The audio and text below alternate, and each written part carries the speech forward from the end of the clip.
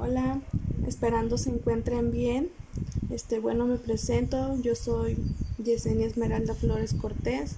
Soy estudiante de la Universidad Popular Autónoma de Veracruz, sede en Acayuca. Y bueno, el propósito de este video es hablarles un poco sobre lo que fue la historia de la educación en el México contemporáneo. Y a continuación les empezaré a hablar un poco sobre lo que es el artículo tercero. Bueno, empecemos hablando sobre el artículo tercero. El artículo tercero habla sobre la educación y nos dice que la educación en México debe ser laica y gratuita. El Estado Federación, los estados, la Ciudad de México y todos sus municipios serán los encargados de garantizar la educación a los niños y jóvenes de México, empezando por el preescolar, la primaria, la secundaria y la educación media superior. La educación básica la comprende el preescolar, la primaria y la secundaria. La educación inicial es un derecho de todos los niños y corresponde al Estado el hacer conciencia en los padres para que lleven a sus hijos a la escuela. Además, debemos tomar en cuenta que la educación debe ser universal, pública, inclusiva, gratuita y laica. Todos los niños tienen acceso a ella. Con respecto a la educación superior, este tipo de educación corresponde al Estado, a las autoridades federales y locales, el establecer políticas para fomentar la inclusión, la permanencia y la continuidad en ella, y además de eso también deben proporcionar el acceso a este nivel educativo para los jóvenes que deseen ingresar, siempre y cuando cumplan los requisitos que cada institución pública les proponga. Y bueno, una vez tengamos conocimiento que la educación en nuestro país debe ser laica, gratuita y obligatoria, también nos debemos asegurar de que sea una educación que nos garantice el respeto hacia la dignidad de las personas, con un enfoque hacia los derechos humanos, y sobre todo que sea una educación igualitaria, que también tenga un enfoque hacia el amor de nuestra patria, que se nos dé a conocer un poco sobre la historia de nuestro país. Y también es muy importante que se promuevan los valores. También es muy importante que se promueva el respeto hacia las diferentes culturas, y además de eso también se deberá promover lo que es la justicia, la independencia, y se nos debe de garantizar una mejora en la enseñanza y en el aprendizaje de cada niño. Y una vez conociendo todos los derechos de los niños, también es importante hablar sobre los maestros y maestras, ya que también son parte fundamental en la educación, porque ellos son quienes imparten la enseñanza. Y por eso es muy importante que nos garanticen que estos maestros se encuentran preparados adecuadamente, que cumplen con los requisitos que deben cumplir, es decir, que sean responsables, que le den un trato respetuoso a los alumnos, que tengan los conocimientos necesarios para poder impartir la enseñanza a los niños. Y al igual que los niños, los maestros y maestras también tienen derecho. En el caso de los maestros, tienen derecho a asistir a cursos donde se les actualice y se les prepare mejor para cumplir con los requisitos del sistema educativo nacional. Y para que estos maestros puedan acceder a una institución pública, antes se les hace una evaluación donde se conoce sus aptitudes, su sus conocimientos para ver si estos son están aptos para poder impartir la enseñanza en los alumnos. Por otra parte, algo que también es muy fundamental en el proceso de enseñanza-aprendizaje son los espacios educativos, por lo cual el Estado nos debe garantizar todo el material didáctico que nos sea necesario. Nos deben garantizar que las infraestructuras de las escuelas se encuentran en las condiciones dignas para que los alumnos puedan asistir a ella. También cuenta mucho las condiciones del entorno. En resumen, el Estado nos debe garantizar que sea un espacio digno para los niños y jóvenes y que puedan desarrollarse dignamente y poder aprender como se debe. Una vez que las escuelas o centros educativos cumplan con todos los requisitos antes mencionados, donde los alumnos puedan estudiar dignamente, ahora hablemos un poco sobre los planes de estudio. Dentro de los planes de estudio se incluyen las matemáticas, el español, la historia, ya que como antes mencionaba, es importante que conozcamos la historia de nuestro país por todo lo que se ha pasado y hacer conciencia de ello, porque debemos aprender a valorarlo. También se incluye lo que es la educación física, ya que es importante fomentar el deporte en los niños, y además de eso también se incluye un tema sobre educación de la salud para poder llevar una vida saludable. Además, también se incluye otra materia sobre la educación sexual, ya que es muy importante ir dándole ese conocimiento a los niños para que en un futuro no cometan errores y sepan cuidarse. También algo muy importante es sobre el cuidado del medio ambiente, ya que de ello depende, del cuidado que le demos, cómo será nuestro futuro. Y bueno, en resumen, el artículo 3 nos habla sobre que la educación debe ser gratuita, laica y obligatoria. Con respecto a lo de que debe ser laica, quiere decir que ninguna religión tiene derecho a intervenir. Cada quien es libre de asistir a la religión que mejor le parezca. Y en las escuelas no tienen derecho a prohibirle que asistan a ellas.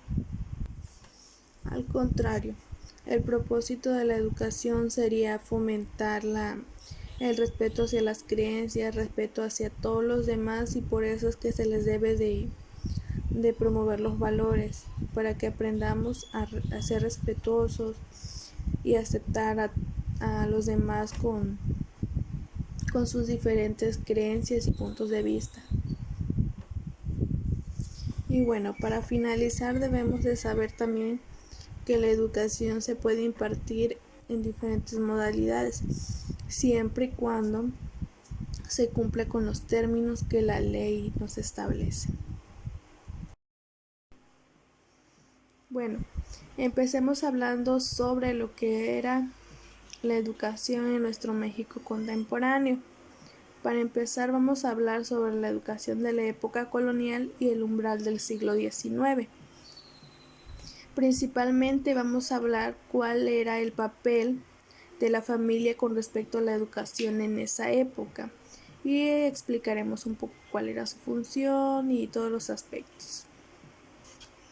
Bueno, algo que debemos de tener en cuenta es que las familias desde el principio de los tiempos se ha considerado como uno de los pilares más importantes con respecto a la educación, ya que las familias son la base de toda educación, ya que allí es donde nos empezamos a formar como individuos dentro de una sociedad. En la familia es donde principalmente aprendemos valores,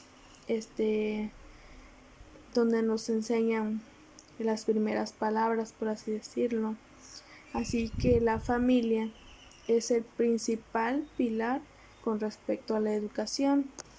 Y es por eso que en esa época la familia se consideraba como una institución social básica para la educación de los individuos. Sin embargo, es importante mencionar que en el siglo XIX, cuando los estados nacionales declararon su competencia exclusiva en el proceso formativo de la juventud frente al antiguo dominio de las instituciones eclesiásticas, la participación de la familia en el proceso de la educación quedó completamente marginada, es decir, quedó en el olvido.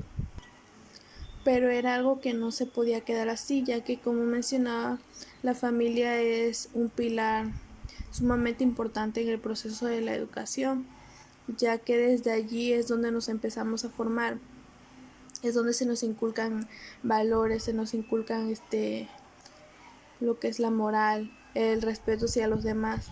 Y es por eso que, gracias a decisiones políticas y proyectos secularizadores, hoy en día se reconoce la gran importancia que tiene la familia en el proceso de la educación, y principalmente la educación psicológica, como les mencionaba, porque nos ayudan a fomentar lo que son los valores, la moral, el respeto hacia los demás. Aunque desde luego no debemos olvidar que también debemos permitir la intromisión de profesionales que nos ayuden a la formación de los individuos, ya que pues ellos están mejor preparados, pero también como familia es importante participar en el proceso de la educación. Es importante tener en cuenta la identificación de los agentes educadores que actuaron en la Nueva España en esa época y los medios que emplearon dentro y fuera de las aulas, la interpretación de sus mensajes y sobre todo la respuesta de los educandos hacia esas acciones pedagógicas. Y se debe de contribuir a la comprensión de nuestro pasado por todo lo que se pasó, el proceso, así como explicar las diferencias profundas que había entre los pueblos o zonas rurales y las ciudades. Por otra parte, tenemos la educación indígena en el siglo XVIII. Para poder entender la educación indígena de este siglo, es importante tomar en cuenta que la estructura y las funciones de los pueblos indios en la Nueva España. En la cédula de 1691, el rey ordenó pagar a los maestros de escuela de los gobiernos de la comunidad de los pueblos de indios, y así se reconoció que los pueblos presentaban una forma de gobierno local y una fuente de divisas que se podría usar para las escuelas. Es decir, en esa época las escuelas se pagaban del mismo dinero del pueblo, y así ellos podrían tener una educación. A principios del siglo XVIII los obispos empezaron a ordenar que las cajas de la comunidad o los padres de los niños indios financiaran las escuelas de la lengua castellana, para que las escuelas donde se enseñaban el castellano, la doctrina cristiana, a leer y a escribir, después del arzobispo de México, basándose en un decreto del virrey, fundó escuelas, una para niños y otra para niñas. Durante su visita pastoral a los pueblos de indios al norte de la capital y posiblemente en otras diócesis, los prelados llevaron a cabo programas parecidos al que se hizo aquí en México. Y así, con ayuda de los arzobispos, fueron creándose escuelas. Para 1754 ya había 281 pueblos de indios donde donde contaban ya con su escuela. La mayoría de estas estaban financiadas por los padres de familia de los niños indios y las demás por el dinero de las cajas de la comunidad o del subsidio dado por el párroco. Y así fue como fue creciendo la educación en los pueblos indios. Poco a poco fueron creando más y más escuelas, y pues como lo mencionaba en el principio, las escuelas principalmente estaban financiadas con el mismo dinero de los padres para poder pagarle a los maestros y sus niños pudieran recibir educación. Por otra parte, en esa época también tenemos lo que fue el surgimiento de la imprenta en Guadalajara. Con base en impresos tapatíos de los últimos años del siglo XVIII, se concluyó que la primera imprenta fue establecida entre los años de 1790 y 1793 y no en 1808, como se aseguraba en el calendario de Rodríguez, que se publicaba en Guadalajara, y la introducción de la imprenta en Guadalajara, que apareció en 1902. Manuel Antonio Valdés fue el que impulsó al establecimiento de la imprenta en Guadalajara. Se presentó a una audiencia en solicitud de que se le permitiera abrir su taller allí, y la autorización la obtuvo hasta el 7 de febrero de 1792, y junto con eso el privilegio perpetuo y exclusivo para que ningún otro pudiera imprimir en la ciudad sin su autorización. Es decir, se le autorizó el permiso de establecer la imprenta, y con lo mismo la autorización de que sería el único que pudiera realizar ese tipo de trabajos en Guadalajara. Durante muchos años hubo épocas en las que le llegaba mucho trabajo, como también hubo épocas en las que no les llegaba prácticamente nada. Durante todo ese proceso se imprimieron ciertos libros y se crearon revistas, las cuales les voy a mencionar a continuación. Un ejemplo es la novena de Santa Anita, la cual contó con una reimpresión. Después, en 1794, la novena de Jesús Nazareno también contó con una reimpresión. Y después, en el siguiente año, el 3 de noviembre, Mariano Valdés cobró 158 pesos por el tiro de 295 ejemplares certificados por lo que era el ayuntamiento, y se reimprimió la novela del glorioso mártir de San Hermión. En el siguiente año la imprenta cayó, llegando a tener en ese año solo 19 impresos. Como se los mencioné, tuvo sus épocas altas, pero también hubo épocas en las que hubo muy poco trabajo, como lo fueron en los años 1801 a 1807. Tuvo la peor producción de la época, ya que y por lo cual llevó a Valdés a tomar la decisión de venderla, y por lo cual José Fruto Romero se convirtió en el nuevo dueño de esta imprenta en el año de 1808. En 1809 se realizó la reimpresión del semanario patriótico. Para 1810 se fundó el primer periódico insurgente en Guadalajara. Para 1815 se publicó la novena Muertes Repentinas, y así como ella hubo más novenas que se reimprimieron o que se publicaron durante esa época. Y así fue el proceso del establecimiento de la imprenta en Guadalajara. Ahora hablaremos un poco sobre los franciscanos. Estos fueron los primeros frailes en arribar a la Nueva España, y iban con el principal propósito, que era evangelizar a los nativos que vivían allí. En 1536 se fundó el primer colegio para los nobles, llamado Colegio de Santa Cruz de Tlatelolco. Estos franciscanos iban con la intención de que allí encontrarían todo lo que padecían en Europa, para la creación de su utopía social, con rasgos milenaristas y así. Y llegaron tomando como centro de operaciones en la ciudad de Texcoco. donde se empezaron a establecer sin esperar ni siquiera el permiso del Papa.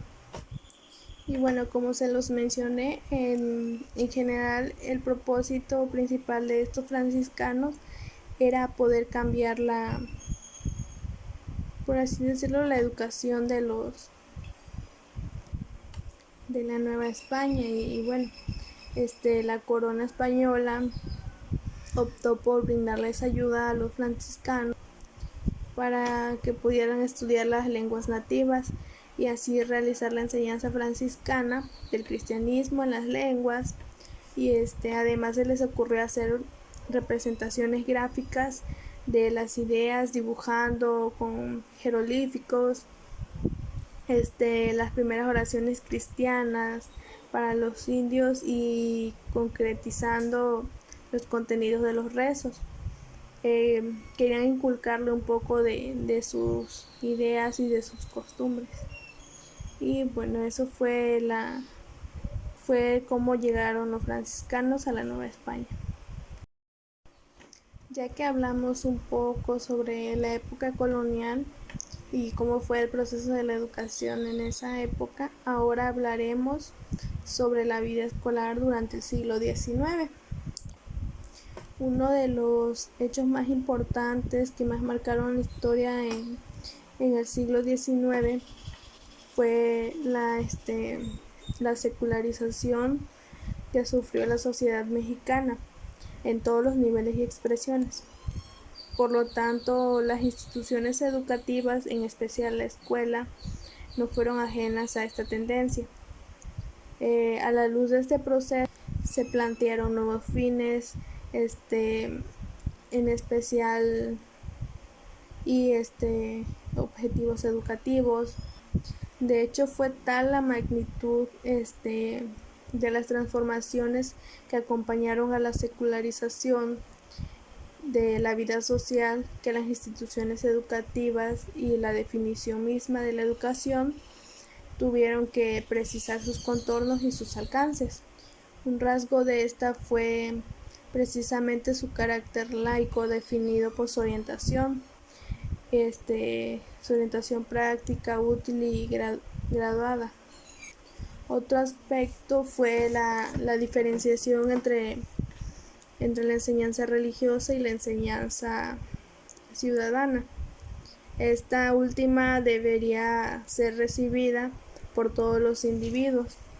Y por otra parte, la naturaleza laica de la educación y del espacio escolar correspondía con una modificación con respecto a las conductas y los valores sociales que se adaptaron en diferentes sectores, lo que demostró con la aceptación y asimilación por parte de la sociedad. Estos ambos aspectos son de suma importancia para saber qué carácter tomó la educación en esa época.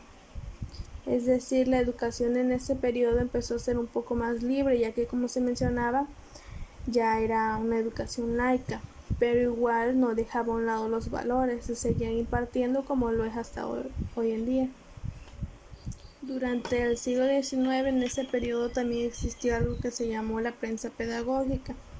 En México, los trabajos sobre la prensa pedagógica de educación infantil tuvo como pionera a Luz Helena Galván, quien actualmente revisa las publicaciones para los niños y las niñas durante el siglo XIX y era la encargada de revisar todo ese tipo de trabajos. Algunas de las publicaciones infantiles fueron leídas también por los profesores y contribuyeron a la construcción de una cultura pedagógica moderna. La doctora Galván inició una temática nueva en el campo de la historia de la educación. Esta fue con una orientación más amplia sobre la prensa educativa, incluyendo las publicaciones para niños y para profesores. Está la ponencia escrita por María Esther Aguirre, Teresa Camarillo, y en ese trabajo los autores señalan que en el último tercio del siglo XIX se dio una reorientación educativa en México, vinculada con el desarrollo de de la pedagogía, la profesionalización y las nuevas prácticas de la difusión. Y bueno, los escritos creados en la prensa pedagógica tienen la bondad de ofrecer información actual y constante de los hechos, de acciones e ideas. Y además de informarnos, también nos va generando corrientes de opiniones y se constituyen en un espacio de diálogo y discusión entre redactores y lectores. Y bueno, por otra parte también tenemos lo que es la educación de las mujeres con respecto a la educación superior, por todo lo que pasaron para poder tener acceso a ella. Y a continuación les voy a hablar un poco sobre eso. En esa época la mujer era considerada inferior al hombre en cuanto a inteligencia, capacidades. Las mujeres no podían votar autoridades, ejercer cargos públicos ni asistir a los colegios de educación superior, ya que ellas solo tenían acceso a la escuela primaria y ya a la doctrina cristiana, y podían aprender a leer y escribir, pero no tenían fácilmente el acceso a la educación superior, ya que en esa época la sociedad era muy religiosa y decía que la mujer ocupaba un lugar secundario, debería de estar siempre detrás del hombre, y decía que el principal papel de la mujer era educar a sus hijos, estar al servicio de su marido y atender los quehaceres del hogar, por lo cual no se le permitía tan fácilmente acceder a la educación superior. Pero sin embargo hubo unas mujeres que, no conforme con esto, lucharon hasta lograr que se le facilitara el acceso, al igual que a los hombres, a la educación. Y una de las principales pioneras para que se lograra esto fue Matilde Montoya, y después de ella le siguieron otras como fueron Columba Rivera, Guadalupe Sánchez, Soledad Régules, María Asunción Sandoval y Zarco y Dolores. Ellas fueron las principales pioneras que lucharon contra eso y lograron superarse, lograron asistir a una universidad y lograr titularse. Ante esto se oponía un personaje el cual se llamaba José Covarrubias. Él decía que no podían permitirle el acceso a las mujeres a la educación superior, ya que no estaban preparadas para poder enfrentar todo lo que un hombre enfrentaba. No podían estar a cargo de los negocios, ya que su lugar era estar en el hogar. Pero pues estas mujeres no se conformaron con eso y lucharon hasta lograrlo. Principalmente Matilde Montoya, que logró ingresar a la universidad y titularse como médica. Después de ella, como ya les había mencionado, estuvo Columba Rivera, quien también logró ingresar a la universidad y se convirtió en la segunda mujer en lograr esto, y al igual se tituló como médica, pero ella fue una médica cirujana. Después estaba María Asunción Sandoval, quien fue la única mujer abogada en nuestro país durante más de 20 años. Ella fue la tercera mujer en lograr ingresar a la universidad. Después de esto ingresó Dolores Rubio Ávila, quien fue la primera mujer en lograr ingresar a una carrera de ingeniería. Sin embargo, por ciertas situaciones no logró concluirla. Y así como ellas, hubo muchas más mujeres que al ver a Matilde Montoya se inspiraron en ella y agarraron el valor suficiente para poder ingresar a la universidad y volverse más independientes del hombre. Bueno, ya que estamos hablando de las mujeres con respecto a la educación en el siglo XIX, por otra parte tenemos también a Laura Méndez de Cuenca, que también hizo grandes aportes en este periodo. Ella era ayudante y directora de varias escuelas en la Ciudad de México. pero antes de eso ella también pasó por ciertos obstáculos para poder lograr titularse y poder ejercer.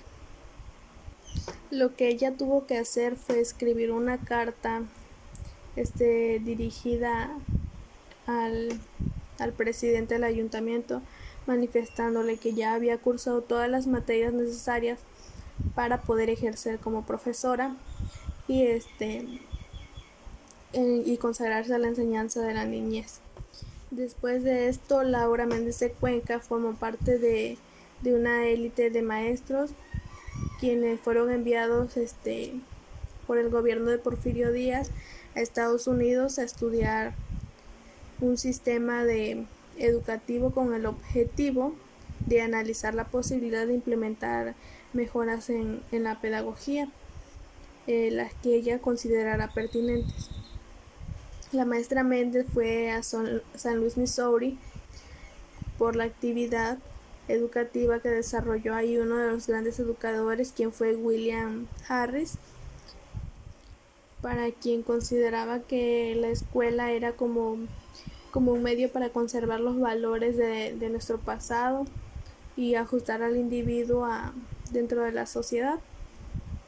También fue profesora de literatura castellana en la Normal en Jalapa, Veracruz, inspectora de jardines de niños en la Ciudad de México, e impartió conferencias en campañas contra el analfabetismo, y en 1895 fundó en San Francisco la revista hispanoamericana Laura Méndez de Cuenca.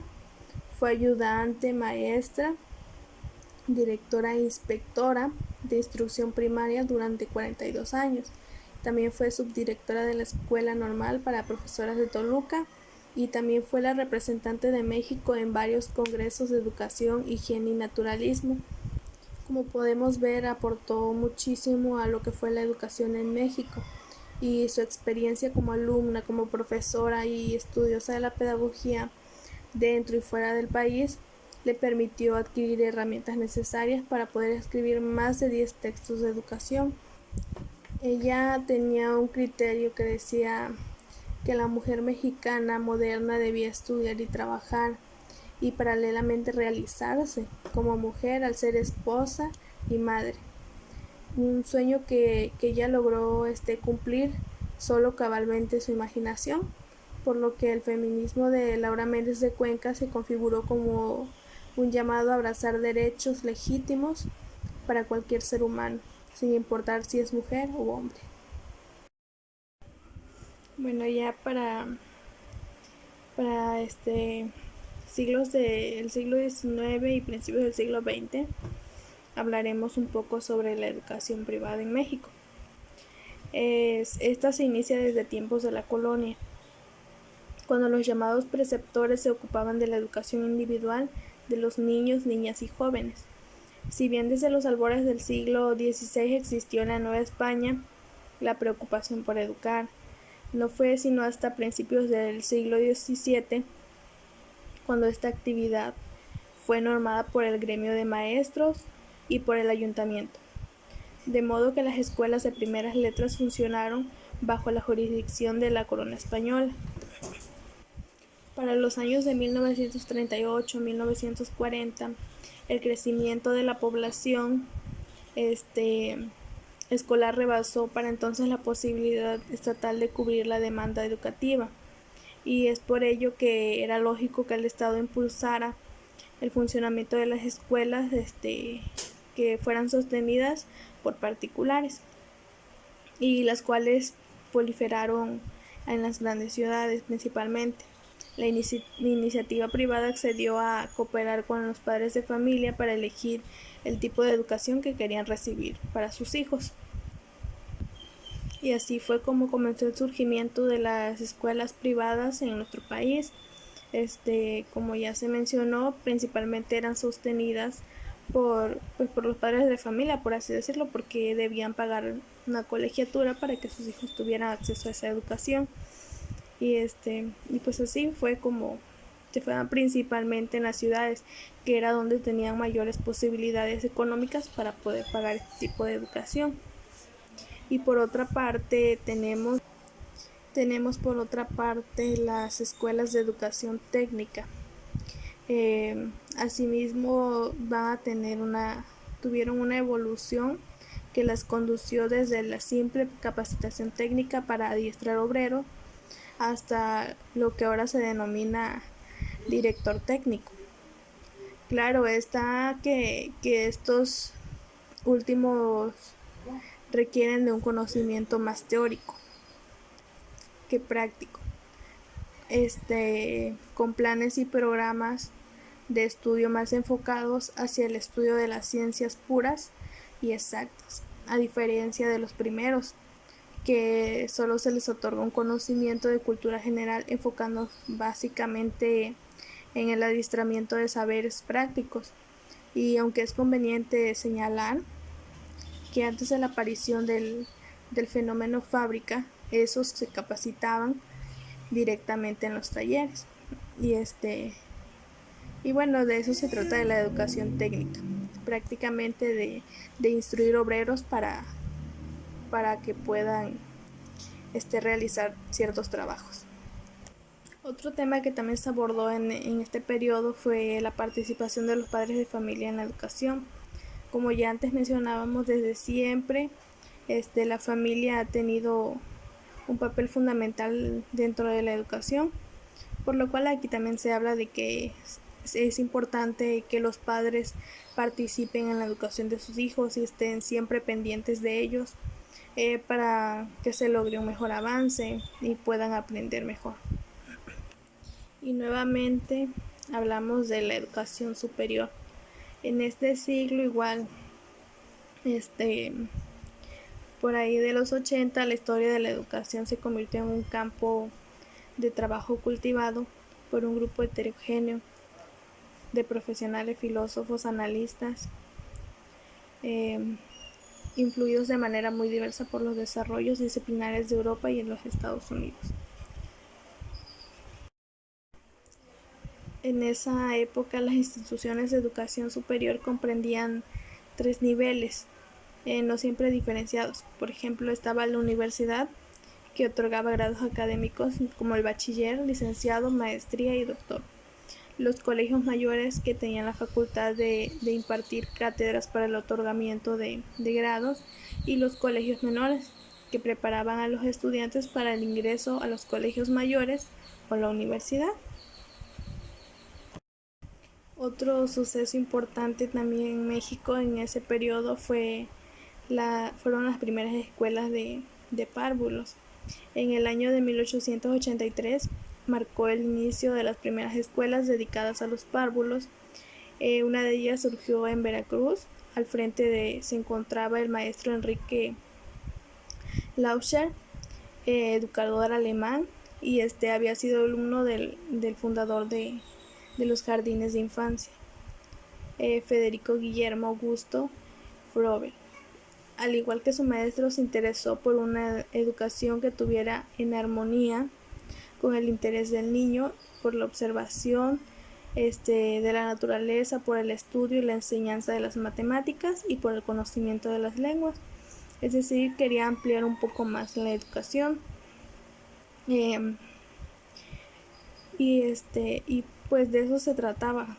Ese era el principal propósito de las escuelas de párvulos, que la educación fuera un poco más amplia y que tuviera un mejor propósito para con la educación.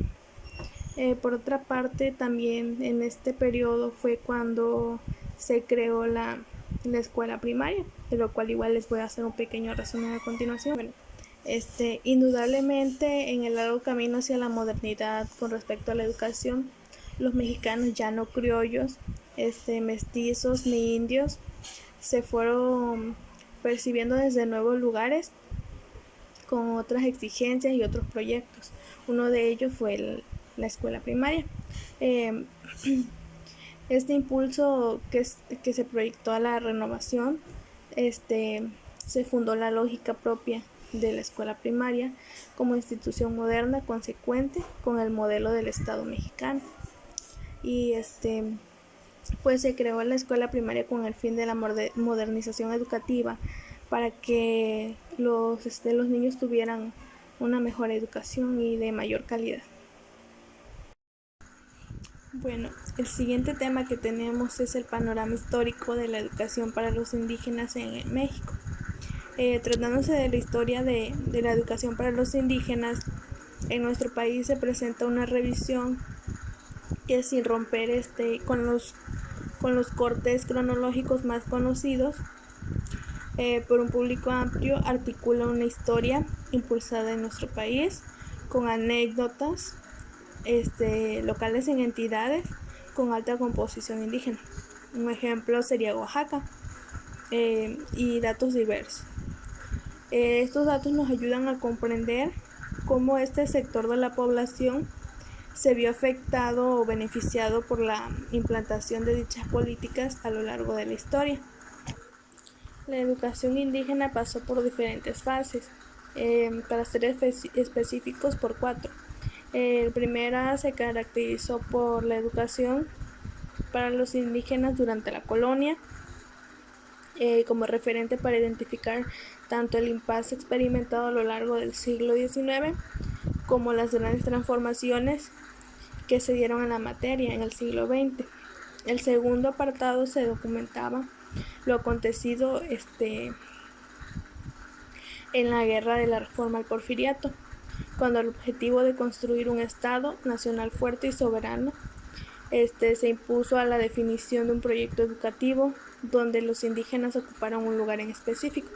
El tercer apartado nos muestra las grandes transformaciones de la educación para los indígenas hacia el siglo XX, cuando los proyectos transitaron por los senderos teóricos del positivismo, la antropología aplicada, el pragmatismo anglosajón, el estructuralismo y antropológico y el socialismo populista. Y la cuarta fase es la última, la cual son las del siglo XXI, donde los mexicanos requerimos de nuevas rutas para promover el tránsito de una sociedad nacional fundada en la ciudadanía de los indígenas a otra de carácter incluyente, apuntalada en un Estado fundado en el respeto a la distinción y a la pluralidad, tanto lingüística como cultural. Y por otra parte tenemos el siguiente tema, que es del arte de ser maestra y maestro a la profesionalización. Un lugar común para el magisterio hoy en día son las escuelas normales. De hecho, no se puede pensar en la formación de maestras y maestros sin relacionarla con alguna escuela normal. Sin embargo, ¿sucedía lo mismo en el pasado? Creo que no era lo mismo anteriormente como lo es ahora. En los primeros años de lo que era el México, se crearon algunos planteles escolares con cuya finalidad era la de enseñar a los niños a leer, escribir y hacer cuentas, que era lo más importante en esos tiempos, como se decía coloquialmente. Sin embargo, poco a poco los gobiernos locales se dieron cuenta de que era necesario formar a los futuros maestros y maestras para que estuvieran mejor preparados y así poder dar una mejor enseñanza a los niños y niñas, y también con el objeto de tener un control sobre la instrucción que se impartía. De aquí a que se fundaran una serie de instituciones por cumplir con dicho objetivo. Y bueno, a continuación tenemos otro tema, el cual es la legislación educativa.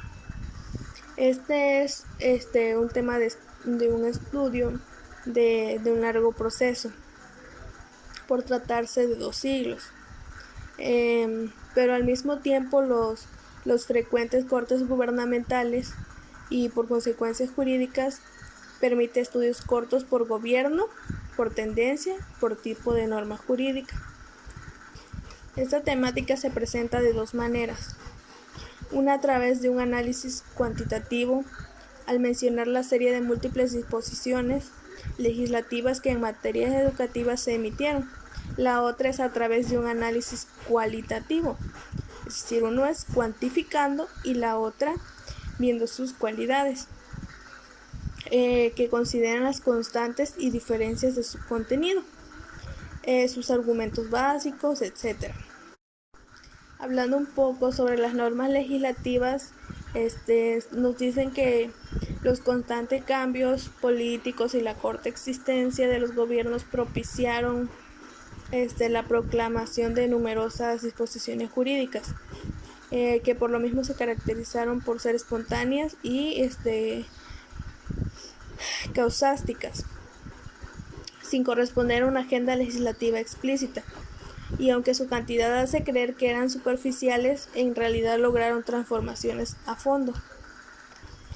La historia jurídica en nuestro país presenta una serie de leyes sin consideraciones, creadas después de un enfrentamiento armado para legitimar algunas posiciones de minoría. La costumbre fue legislar después de la violencia, sin elementos consensuales, los que irán apareciendo en el tiempo. Por ello, todas las constituciones mexicanas proceden de un movimiento armado. Otra de las características de este sistema es que muchas de estas leyes proponen un sistema de reglas para una realidad diferente. Un México imaginario, por así decirlo, son la base de un proyecto que en realidad está por cumplirse, que aún no se ha hecho. Y bueno, para continuar hablando sobre las escuelas normales, a continuación les daré como un resumen de su historia, de cómo se fueron formando. La historia de las escuelas normales a partir del año de 1921 ha presentado cambios muy importantes para la carrera normalista, basados en las políticas educativas de acuerdo a los proyectos de educación nacional, rural, socialista y de unidad nacional. Fue un plan de 11 años, reforma de descentralización, modernización y retos actuales del normalismo.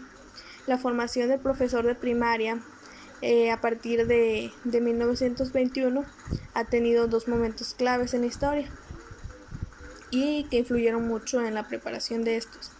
El maestro rural, misionero, comprometido con una concepción humanista y social de la profesión docente. El otro momento fue cuando se le otorga a los estudios normalistas el nivel de licenciatura, cambiando este panorama con un gran número de asignaturas y el excesivo énfasis de las disciplinas teóricas y especulativas. Las instituciones formadoras de docentes en el medio urbano y rural presentan un desarrollo diverso que en algunas ocasiones se unifican a través de sus planes de estudio, teniendo periodos gloriosos y también momentos de crisis. En ellas se reflejan los problemas políticos, económicos y sociales de nuestro país, que van modificando las políticas educativas de acuerdo a los intereses o ideologías gubernamentales. Y eso es todo sobre este tema. A continuación les voy a hablar sobre otro tema muy importante, que es los libros de texto en el tiempo. Aquí fue donde se comenzó a hacer uso de lo que eran los libros dentro de la enseñanza. Los libros de texto se prestan al estudio serial, donde el historiador de la educación puede seguir en larga duración los títulos o las ediciones de un mismo libro, la aparición y la evolución de una noción científica, de un método pedagógico, de una técnica de impresión o el tratamiento de un acontecimiento histórico o literario. Durante el siglo XIX a los libros se les consideraba, más bien se referían con libro de texto a la reunión de muchas hojas de papel. Estas eran ordinariamente impresas y ya las juntaban siendo cosidas o encuadernadas con cubiertas de papel o cartón. A eso se le consideraban libros de texto. Anteriormente no eran como lo son ahora. Las obras técnicas se clasificaban en libros de texto, casi siempre elementales, y libros de consulta más o menos extensos y dedicados a una especialidad dentro de cualquier rama de conocimiento científico.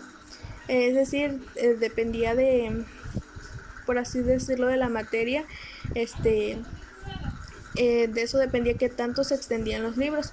El libro de texto se definió exclusivamente como aquel que era usado en las aulas para que en él estudiaran los niños y pudieran aprender más fácilmente. Y bueno, hasta aquí serían todos los temas que abordaría de mi parte. Espero haya podido explicarme y logren entenderme. Y pues muchas gracias por ver este video. Espero se encuentren bien. Hasta luego.